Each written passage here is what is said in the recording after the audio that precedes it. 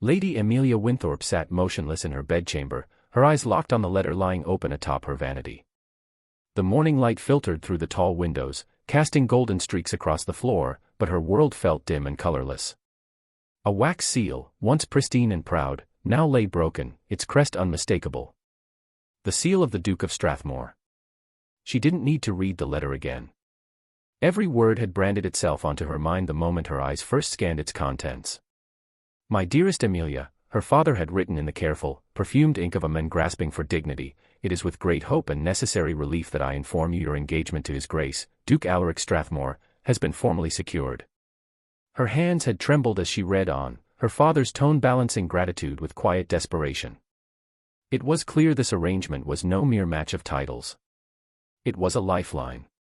With Wynthorpe's coffers nearly dry, creditors circling like wolves, and her sisters still unwed, Emilia had become the last card in a faltering house of nobility. A daughter bartered in exchange for survival. She rose and turned toward the mirror, staring into the face she hardly recognized anymore. The wide-eyed dreamer she had once been, gone. In her place stood a woman carved from heartbreak and practicality. Her chestnut hair was neatly pinned, her pale cheeks composed, but her gray eyes told the truth. They held no joy. Only the weight of expectation. She heard the knock before the door opened. Mary, her ever-faithful maid, stepped inside with a tray of tea. "Your mother says breakfast is ready, my lady." Emilia nodded absently. "Tell her I'm not hungry." Mary hesitated, concern flitting over her freckled features. "You'll feel better if you eat something." "I doubt that." Emilia managed a smile too brittle to comfort. "But thank you." When the door closed again, silence returned like a shroud.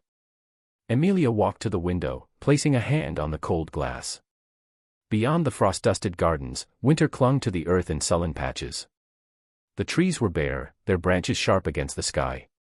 A season stripped of its beauty. How fitting. They said the Duke was a widower. That he rarely appeared in London anymore, retreating instead to his ancestral estate after the loss of his wife and child. Some whispered he had loved them so deeply that their deaths had carved the warmth from his soul. Others claimed the opposite, that it was his severity which had broken them. Emilia didn't know what to believe. She had never met him, never exchanged a word or glance. Yet in less than a month, she would become his wife. Not out of affection. Not from hope. But from necessity. Far away, at the crest of the northern hills, Alaric Strathmore stood in his study before a fire that had long since turned to embers. In his hand, he held a miniature portrait, a likeness of Emilia Wynthorpe painted in finer times. The artist had captured her delicacy, the tilt of her chin, the poised lines of her shoulders. But it was her eyes that caught him. Guarded. Knowing. Too knowing for a girl so young. "She'll be different," he muttered, half to himself. Morton, his valet, stood beside the brandy cart, saying nothing. "I married Catherine after 3 polite meetings," Alaric continued. "I knew nothing of her real soul until we were already bound. I was lucky then." His voice dropped. "But luck is a poor strategy." "You are uneasy, Your Grace?" Morton asked gently. "I am determined," Alaric corrected. "Determined not to repeat mistakes. A man of my station must marry. But I will not make a decision blind." He set the portrait down and turned away. The fire glinted off his ring, a signet he had worn since his youth, now a symbol of all he stood to protect. His fortune. His lands. His lineage. And now, perhaps, his heart. "A plan has begun to form," he said, walking toward the tall windows. "If I present myself as the Duke, she will show me the face she intends me to see. But if I were someone else..." Morton blinked. "Your Grace." "A servant," Alaric said. "A groom, a footman. Someone unnoticed. Someone invisible. That is how I will know her." The suggestion hung in the air, bold and preposterous. "You would live as one of them?" Morton asked carefully. "For a week. 10 days at most. Enough to observe, to listen. To know whether the woman they would have me marry is one of compassion or calculation." Morton's face did not change. But in his eyes, there was the faintest flicker of doubt. And if she is not what you hope, then we part ways before vows are spoken. Alaric turned, his decision made. You will make the arrangements. A false name. A letter of recommendation. I will go as Thomas Gray. By nightfall, a sealed letter was on its way to Wynthorpe Hall, claiming an experienced footman named Thomas would arrive on behalf of a reputable London agency to assist the household during their preparations for a noble guest. His Grace, Duke Alaric Strathmore, would regrettably be delayed by urgent business. 3 days later, a carriage wound its way down the long gravel path of Wynthorpe Hall. The winter wind howled through the bare branches as the vehicle slowed before the stone steps of the manor. Inside it, a man sat quietly, his clothing plain and his expression unreadable. The door opened with a creak. He stepped out into the chill air, a satchel slung over one shoulder. His boots were scuffed, his coat simple wool. But his posture, tall, upright, composed, spoke of a discipline not easily shed. The butler, Mr. Banning, eyed him with cool disinterest. You're the new one. Yes, sir. Thomas Gray. From the Pembroke Agency. You'll report to the head housekeeper. We're short-staffed with the Duke's visit approaching. Try not to make trouble. Thomas nodded once. Understood.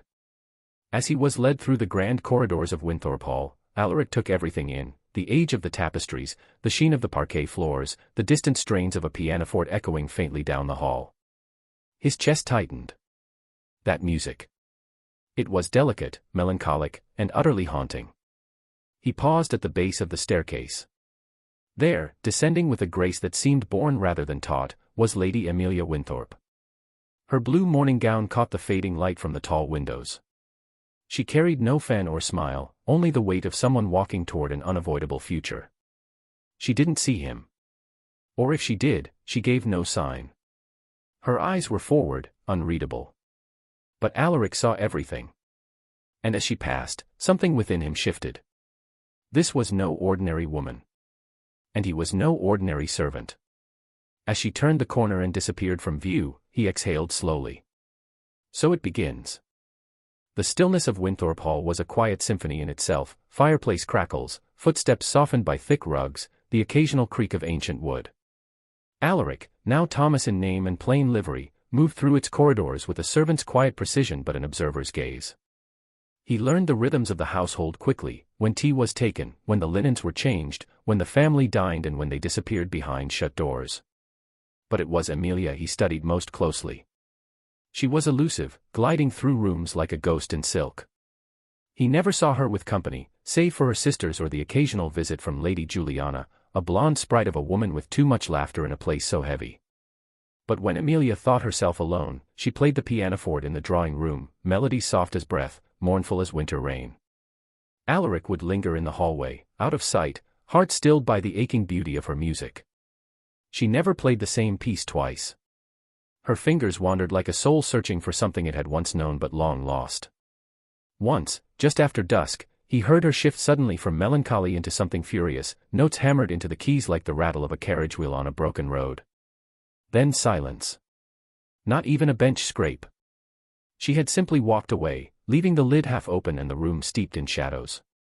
It was during supper preparation that he overheard them, the cook and 2 maids gathered near the servants' hearth. He lingered under the guise of fetching coals, head bowed. "Poor Lady Emilia," murmured one maid, wiping her hands on her apron. "She's wilting more each day. Ever since that letter from her father." "As she would," the other replied. "Engaged to the Duke of Strathmore. Cold as stone, they say. Never smiles. Barely speaks. And twice her age," the cook added, chopping with unnecessary force. "Might as well marry her to a tombstone." The maids giggled, then fell quiet. One leaned in. "She doesn't even speak of the marriage. Just drifts about, like she's already a widow." Alaric felt the words like stones dropping into his gut. So that was how she saw him. A grim duty to be endured. A fate she had accepted, not embraced. And though it shouldn't have mattered, he had worn this reputation like a cloak for years, he found himself unsettled. Her music made more sense now. So did her silence. That night, as the house slept, he walked through the empty corridors beneath a sliver of moonlight, her sadness pressing into his thoughts. If he was to hear her truth, it had to be from her lips. But she would never offer honesty to the Duke. And perhaps not even to Thomas, unless he gave her cause. The next morning dawned silver and bright. Emilia was expected to receive Lady Juliana for tea on the East Terrace. Alaric, assigned to serve, moved with intention. As he arranged the porcelain cups and napkins, he placed a small silver pitcher of milk too close to the edge of the tray, just enough to tempt gravity. He set the tray on the table and stepped back as the ladies approached. Emilia wore a pale green gown that caught the sunlight in glimmers. Her chestnut hair was swept into a loose chignon, tendrils softening her sharp cheekbones. But it was her eyes that struck him, cool, unreadable, like glass just before it shatters. "Thank you, Thomas," she said with practiced politeness, barely looking at him. He bowed and stepped aside, cloth in hand, watching as the conversation began. Juliana leaned in with a mischievous grin. "So," she whispered, "tell me about this mysterious duke you're to marry." Emilia sighed, stirring her tea slowly. "What is there to tell? I've never met him." Juliana's eyes widened. "Never. I know only his title, his losses, and his reputation for austerity. A union of convenience, nothing more." Juliana frowned. "But surely you hope for some affection. In time." Emilia's laugh was low and bitter. "Hope? No, Juliana. Hope is a child's game. This marriage will secure my family's future. That is the only sentiment I will indulge." Alaric's throat tightened. He moved forward to refill her cup, his hand too quick, too unsteady. The pitcher tipped. Milk spilled in a white ribbon across the lace tablecloth and onto Emilia's gown. "Oh, I beg your pardon, my lady," he stammered, the apology wholly sincere. Emilia stood abruptly, dabbing at the stain with a napkin. "It's quite all right," she said, though her tone was clipped. "Accidents happen." "I'll fetch towels immediately," he said, backing away. "Wait." Her voice stopped him mid-step. He turned. She was studying him now, not the way one regards a servant, but like a riddle that had just taken shape. "You're new here, aren't you?" "Thomas, is it?" "Yes, my lady." She tilted her head, a crease forming between her brows. "There's something familiar about you." His breath caught.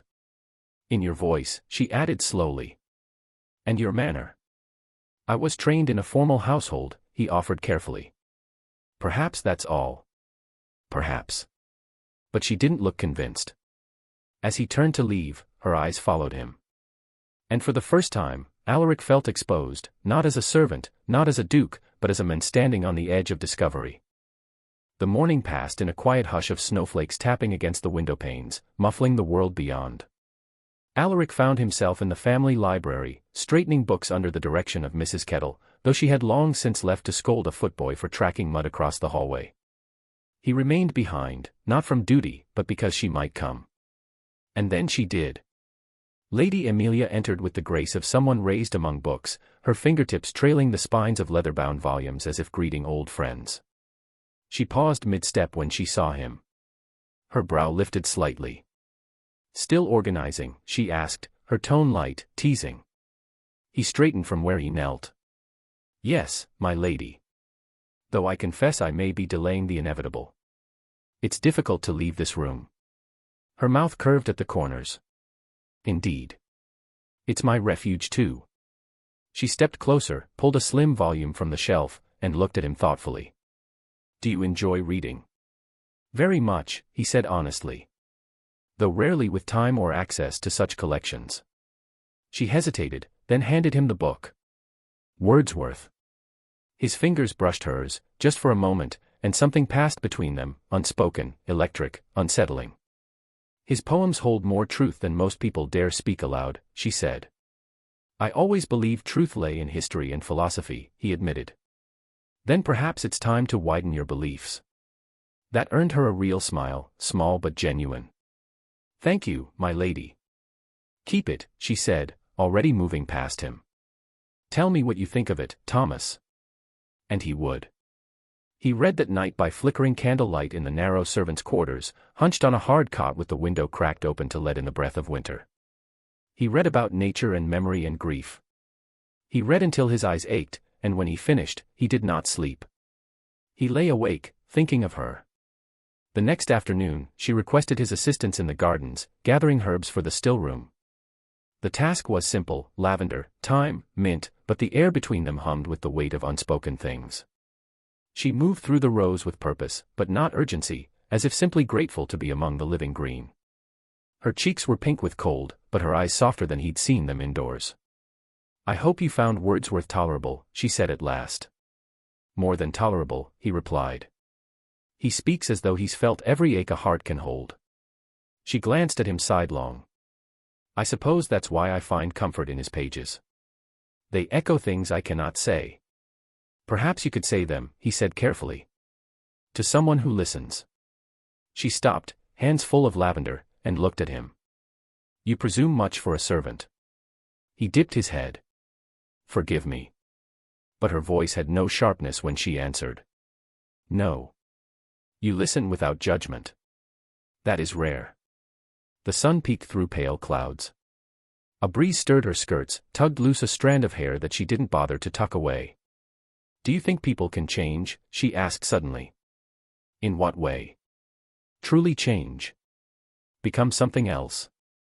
Something better. Or worse?" He considered her question, boots crunching the gravel path beneath him. "I think grief changes people. So does disappointment. But perhaps it's not a change of nature, just the way it shows itself. The hopeful become wary. The generous, guarded. And the kind?" she asked, almost too quietly. "They stay kind. Even if they hide it beneath silence." She looked away. "I was different once. I believe that." A silence fell, thick with memory. Then she exhaled. "My father means well. But his choices have placed us on the edge of ruin. I don't resent him, not truly. But sometimes I wonder what it's like to live without the weight of everyone else's future pressing down on your shoulders." Alaric said nothing. He couldn't. Because her words echoed his own hidden thoughts. "I am to marry a man I've never met," she continued, voice low. "A man they say is cold. Distant. He lost his wife and child. Some say he loved them too much. Others say not enough." She paused. "I wonder which version is true. Or if it matters. Either way, I'm expected to bear heirs. To fulfill duty. As my mother did. As her mother before her." A bird flitted from branch to branch nearby, the only sound between them. "I fear childbirth," she whispered. "Is that foolish? My mother nearly died bringing me into this world. Lost 2 others before me. But she kept trying. For my father. For duty." Alaric's breath caught. He hadn't meant to hear this, not now, not like this. But the truth fell from her lips like petals, soft and painful. "Sometimes," she said, her voice a thread, "I feel as if my life isn't mine. As though it was traded long ago for some greater cause I never chose." And suddenly, the woman before him wasn't just a noble's daughter or a future duchess. She was human. Trembling beneath the weight of expectations, and still trying to stand tall. He wanted to speak. To say something, anything, that would ease her burden. But Thomas, the servant, had no right. And Alaric, the man, had no words deep enough to answer. So he simply watched as she turned back to her basket of herbs, shoulders drawn and steady. A quiet warrior in satin and sorrow. And something within him shifted forever. Rain swept against the windows of Wynthorpe Hall like a restless tide, its rhythm a ceaseless murmur in the dark. In her bedchamber, Emilia sat curled beside the hearth, a shawl wrapped around her shoulders, a cup of untouched tea cooling on the table. The firelight flickered over the delicate features of her face, casting dancing shadows that masked the fatigue etched into her expression. She stared not into the flames, but at something far older, an old letter, its edges softened with time, ink faded to a gentle gray. Lord Cedric Ashby's final words to her. It was the letter of a man who once professed undying affection, only to vanish the moment her family fortune dimmed. His words had been apologetic, pragmatic, and cold. She had not wept when she received it, nor even when she watched him wed Eleanor Bancroft the following spring. But tonight, the ache returned, not because she missed him, but because the chapter had taught her how easily love bent to circumstance. A knock interrupted her thoughts. She tucked the letter away hastily. Enter. Thomas stepped into the room, his coat damp at the shoulders, boots muddy from the stables. Mrs. Kettle sent this, he said, setting down a fresh tray.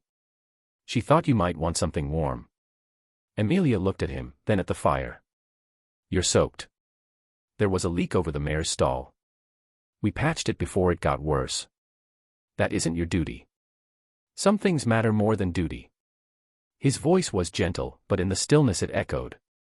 She studied him for a moment, truly studied him, not just the plain uniform or the damp curls at his temple, but the way he carried grief like an invisible garment.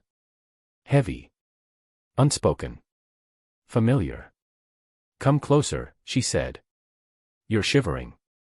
He hesitated, then stepped nearer to the hearth, the flames warming his skin as the silence lengthened between them. I never asked, she said after a moment, what brought you into service. His eyes flickered, and for a heartbeat, she thought he might lie. But instead, he sat quietly, the firelight painting golden lines across his cheekbones. I lost my wife, he said. 5 years ago. She stilled. In childbirth, he added, voice soft and unguarded. Along with our son. Emilia pressed a hand to her mouth. I'm so sorry. Thank you. The words sat between them, full of shared understanding. For a moment, the difference in their positions, lady and servant, noble and common, fell away. Does it ever lessen? She asked. The fear of it. He didn't need to ask what she meant. No, he admitted. But it becomes something else. Not a storm anymore. More like the air you breathe. Always there, quieter perhaps, but never gone. She nodded, eyes fixed on the flames. My mother lost 2 children before me, she said. They told her not to risk more. But she did, for duty. I sometimes wonder what it cost her, not just in body, but soul. He listened, saying nothing. I'm expected to do the same, Emilia continued. To marry a man I don't know. To bear his heirs. As if my life were a vessel, not my own. Her voice broke on the last word, the pain too long buried to stay quiet. And still, he said nothing to break the moment. No platitudes. No comforts. Just silence and presence. She looked at him then, really looked. At the way he sat still, not out of deference, but respect. At the depth in his eyes. At the man who had quietly become her confidant, her listener, her steady ground. You don't seem like a footman, she said suddenly. I've been told that before. You speak with the weight of someone who has known command. He turned to her, the truth pressing at the edges of every breath. You said once, he began, that fiction holds emotional truths better than facts. But sometimes even fiction must end. She tilted her head. What are you saying? He rose slowly and reached into his pocket. From it, he drew a ring, silver, engraved with a noble crest. He slid it onto his finger, and in that single gesture, everything shifted. Emilia stared, her mind scrambling to catch up with what her eyes already knew. No, she whispered. No, that's not. I am Alaric Strathmore, he said gently. The Duke. Silence crashed around them. Her breath came sharp, uneven. You lied. I concealed the truth. You deceived me. You stood in my home. Heard my fears. My shames. And all the while. I needed to know who you truly were, he said. Not the woman shown at court. Not the polite conversations curated for noble ears. I needed honesty. Her hands curled into fists. So you spied. Disguised. Played a role. His chest rose with the weight of guilt. I never meant to wound you. But you did. She turned from him, the fire casting her face into shadow. Everything I told you, she whispered. I thought I was speaking to someone safe. You were. No, she said bitterly. I was speaking to a man who came here to test me like an animal in a cage. His heart cracked at the sound of her voice, wounded, betrayed, smaller than he'd ever heard it. I will leave, he said quietly. Tonight, if that is your wish. She didn't answer. She couldn't. Her whole world had shifted with one name. One ring. Alaric turned, footsteps slow, each one echoing louder than the last. And as he reached the door, her voice followed, small, cold, trembling. "Leave me." He did. But every step away from her felt like exile. 3 days passed in a haze of lace fittings, guest confirmations, and carefully rehearsed civility. Lady Emilia Wynthorpe walked the halls of her ancestral home with her head held high and her spine straight, but the silence around her was louder than any insult. Servants kept their eyes lowered. Her sisters watched her with quiet reverence, as if she had become something unreachable. Even Mary, her most trusted maid, dared not speak of what had happened. She had not spoken to him since the night of his confession. Not as Thomas, not as Alaric. And yet, she agreed to proceed. There was no dramatic confrontation, no storming refusal. Only a soft, measured response delivered to her parents over breakfast: "The wedding will continue as planned." They did not ask questions. Perhaps they sensed her resolve, or perhaps they were too relieved to question the grace of survival. The Duke of Strathmore arrived the next morning in full regalia, his crest-engraved carriage, liveried men, and the quiet weight of nobility wrapped around his shoulders like a winter cloak. His entrance was greeted with the deference of a visiting monarch, but Emilia saw only the men who had once stoked her fire with kind silence and stolen trust with gentle lies.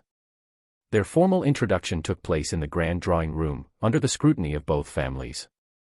"Lady Emilia," he said with a bow so elegant it might have belonged to another century, "it is a pleasure to make your acquaintance." She curtsied, her voice clear and expression smooth. "The pleasure is mine, Your Grace." To all others, they looked every bit the perfect match. To each other, they were strangers with memories they dared not name. The days leading to the wedding unfolded like a play. They sat side by side during luncheons, attended rehearsals, nodded through music selections and floral arrangements. They smiled when required, laughed when prompted, and never once touched. Each night, Emilia returned to her chamber exhausted by the performance. It was the evening before the wedding when a package arrived at her door. Wrapped in blue silk, it bore no note, only a small silver key resting atop fine velvet. She held it in her palm, the weight modest, the meaning heavy. That afternoon, she found him alone in the old music room, standing before the pianoforte she hadn't touched since their last conversation. "I assume this is yours," she said, holding out the key. He turned, dressed not in finery but a simple waistcoat, his expression unreadable. "It's to my private study at Strathmore," he said. "No one has entered that room in 5 years." She didn't move. "I want you to," he added. "And why is that?" "Because honesty must begin somewhere." She said nothing. Only closed her fingers around the key and walked away.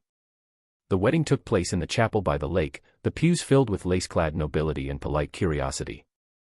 Emilia wore ivory silk and family pearls, her veil anchored by her mother's heirloom comb. She was a vision of grace and quiet strength, her face serene but her eyes unreachable. Alaric stood waiting at the altar, his jaw tight, his hands steady. He watched her approach with reverence, regret, and something deeper. Not love, not yet, but something hungry for it. They spoke their vows with solemn voices and did not look away. When he placed the ring on her finger, his touch lingered only for a breath too long. In public, they were perfect. In private, they did not speak as the carriage pulled away from Wynthorpe Hall and carried them toward their new home. The silence stretched, heavy and sharp. Emilia turned her gaze to the window, watching the countryside roll past. Then, softly, as if surprised by her own voice, she asked, "Why didn't you remarry?" The question hovered in the air like breath on glass. Alaric stared ahead. His answer came slowly, drawn from the deepest part of him. "I couldn't," he said. "For a long time, I believed grief had hollowed me out. That what I once gave to Catherine, my love, my hope, my future, had died with her." He looked at her then, truly looked. "But over time, I realized it wasn't that I couldn't love again. It was that I feared loving someone who did not choose me for who I am. Who saw only the title. The estate. The man in the portraits, not the one who wakes alone in the dark." She turned to him, her expression unreadable. "And what did you see in me?" she asked. "At first, a solution. Then, a woman who plays piano only when she thinks no one is listening. Who lends poetry to a servant and speaks truth in gardens. His voice quieted. And who trusted someone she believed had nothing to gain by listening. Emilia looked down at the ring on her finger. It fit perfectly. The carriage rumbled on toward Strathmore, toward a life neither of them could yet name. And for the first time since the firelight revelation, something inside her softened, not forgiveness, not yet, but the slightest thaw at the edge of winter.